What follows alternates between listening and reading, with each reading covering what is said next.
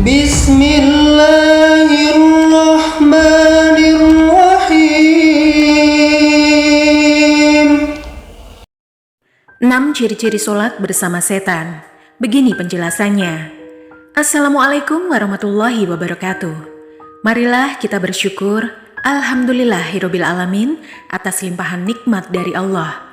Dan tak lupa sholawat dan salam kepada Nabi Muhammad SAW. Allahumma sholli ala Sayyidina Muhammad wa ala ali Sayyidina Muhammad. Sahabat beriman yang dirahmati Allah, tidaklah sahabat menemukan video ini terkecuali atas izin Allah Subhanahu wa Ta'ala. Semoga sahabat selalu ada dalam ridho Allah Subhanahu wa Ta'ala. Amin ya rabbal alamin. Sahabat beriman, setan akan terus mengganggu manusia dengan berbagai cara agar sholat seseorang menjadi tidak sempurna. Itulah ciri-ciri sholat bersama setan. Setan akan senantiasa menggoda manusia agar sholatnya tidak sempurna, bahkan membujuk manusia agar ringan meninggalkan sholat. Karena itu, Rasulullah SAW bersabda, "Jika panggilan sholat azan dikumandangkan, maka setan akan lari sambil mengeluarkan kentut, hingga ia tidak mendengar suara azan. Apabila panggilan azan telah selesai, maka setan akan kembali. Dan bila iqomat dikumandangkan, setan kembali berlari, dan jika iqomat telah selesai dikumandangkan, dia kembali lagi, lalu menyelinap masuk kepada hati seseorang seraya berkata, 'Ingatlah ini dan itu.' Dan terus saja dia melakukan godaan ini hingga seseorang tidak menyadari berapa rakaat yang sudah ia laksanakan dalam sholatnya." Hadis riwayat Bukhari. Padahal, sholat adalah ibadah yang paling utama dan yang pertama kali dihisab. Tentunya setan tidak akan mudah membiarkan manusia menyembah Tuhannya. Setan akan terus menempel bersama orang yang sholat agar sholatnya tidak khusyuk. Dinukil dari buku karya Dr. Hasan El-Qudsi, 60 kultum dan tausiah terbaik sepanjang masa, disebutkan ada orang-orang yang sholat bersama setan ini. Mereka adalah sebagai berikut. Yang pertama, orang yang was-was dalam niat. Setan membuat hatinya was-was dan tidak yakin niatnya telah sempurna. Mengulang takbir berkali-kali, hingga imam ruku bahkan sujud, ia masih saja dipermainkan setan dalam niat dan takbirnya. Imamul Harumain Al-Juwaini, Imam Al-Ghazali dalam kitabnya Al-Basit, dan ulama mazhab Syafi'i yang lainnya memilih pendapat bahwa tidaklah diwajibkan untuk terlalu detail dalam hal membarengkan niat dengan takbir seperti yang disebutkan, yakni bahwa niat harus benar-benar bebarengan dengan takbiratul ihram dan awal takbir hingga akhir takbir. Tetapi niat sudah cukup dengan muqaranah urfiyah amiyah, yakni kebersamaan yang biasa dan dimampui oleh orang awam. Yang penting ia sudah dianggap menghadirkan kesadarannya akan sholatnya dan tidak dianggap lalai dari sholatnya. Dalil dalam hal ini adalah karena mengikuti generasi awal umat Islam dalam sikap mereka yang toleran dalam masalah ini. Dan pendapat yang dipilih oleh dua orang ini adalah pendapat yang terpilih dalam mazhab Syafi'i. Wallahu alam. Al-Majmu' karya Imam Nawawi. Kedua, orang yang ingat ini dan itu. Saat tengah sholat, setan akan mendatangi manusia untuk mengingatkan berbagai urusan, hingga sholat seseorang menjadi tidak khusyuk.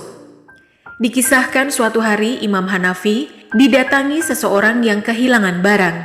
Ia lupa menaruh barangnya.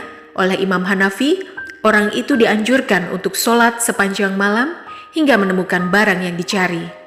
Namun baru setengah malam menjalankan sholat, setan membuatnya ingat lokasi barang tersebut. Ketika ditanya mengenai hal tersebut, Imam Hanafi menerangkan bahwa setan tidak akan senang apabila seorang hamba khusyuk dalam sholatnya, sehingga setan akan membuatnya mengingat apa yang ia lupakan saat sholat. Setan mengingatkan ingatan yang terlupa ketika kita sholat. Khanzab adalah setan spesialis pengganggu sholat. Ketika kita sedang sholat, ingat sesuatu ketika sholat, dan teringat akan hal duniawi lainnya, Ketahuilah bahwa setan tengah memperdaya kita agar sholat kita kosong, hampa makna dan rusak kualitasnya.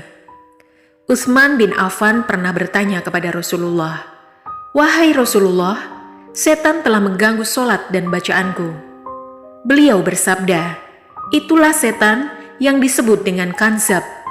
Jika engkau merasakan kehadirannya, maka bacalah ta'awudz kepada Allah dan meludah kecillah ke arah kiri 3 kali."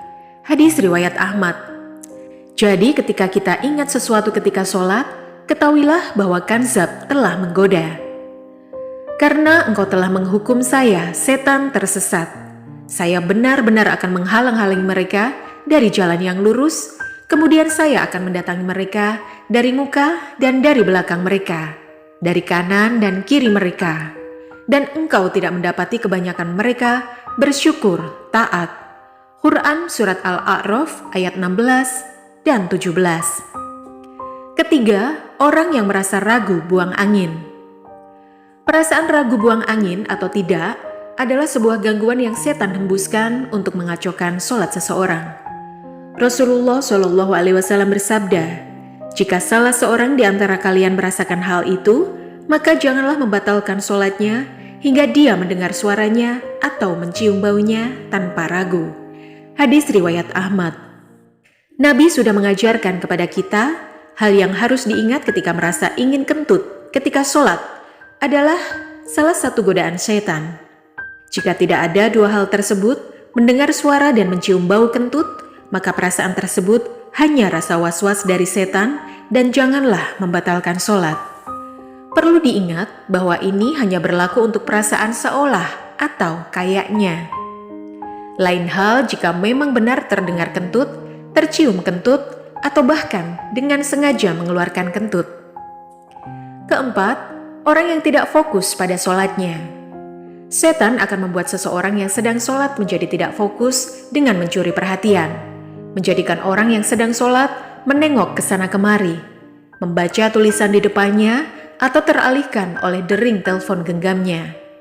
Dalam sebuah hadis yang diriwayatkan oleh Aisyah radhiyallahu anha, ia berkata, "Saya bertanya kepada Rasulullah tentang hukum menengok ketika sholat. Rasulullah SAW bersabda, 'Itu adalah curian setan atas sholat seorang hamba.'" Hadis riwayat Bukhari. Kelima, orang yang sholatnya tergesa-gesa. Sholat dengan tergesa-gesa sehingga sholatnya tidak tumakninah, Rasulullah sangat melarang hal tersebut. Dalam sebuah hadis, Rasulullah bersabda, "Sejahat-jahatnya pencuri adalah orang yang mencuri dari sholatnya." Para sahabat bertanya, "Wahai Rasulullah, bagaimana mencuri dari sholat?" Rasulullah berkata, "Dia tidak sempurnakan ruku dan sujudnya." Hadis riwayat Ahmad. Dalam hal ini, Rasulullah menganggap perbuatan mencuri dalam sholat lebih buruk daripada mencuri harta. Keenam, wanita yang sholat ke masjid menggunakan wangi-wangian. Menggunakan wangi-wangian saat ke masjid adalah salah satu perbuatan yang Rasulullah larang. Rasulullah bersabda yang artinya, "Jika salah satu dari kalian para wanita hendak ke masjid, maka janganlah sekali-kali menyentuh wewangian." Hadis riwayat Muslim. Hal itu disebabkan dekatnya jarak antara jamaah laki-laki dan perempuan di dalam masjid. Menurut Abul Halim, aroma wangi sering kali muncul dari jamaah perempuan sehingga dikhawatirkan menyebabkan fitnah karenanya. Demikianlah, setan akan terus mengganggu manusia dengan berbagai cara agar sholat seseorang menjadi tidak sempurna.